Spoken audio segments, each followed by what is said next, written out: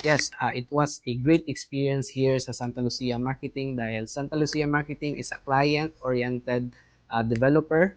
They treating the client now with care and less hassle with the process, and also they are a seller-oriented developer. They treat us with the on-time commission and a lot of work and travel incentives. I am accredited seller here in Santa Lucia Marketing for 2 years.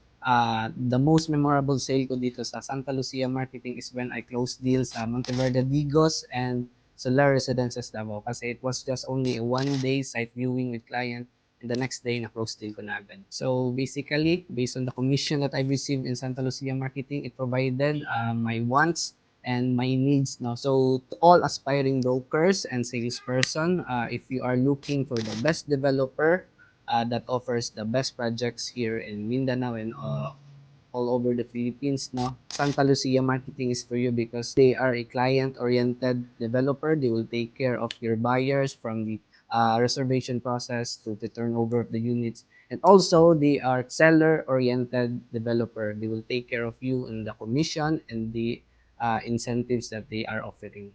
Ako si Adrian Mark Rabanos, isang registered salesperson, and I am proud to be an accredited sales partner of Santa Lucia Marketing. Join us and be the next champion sales partner.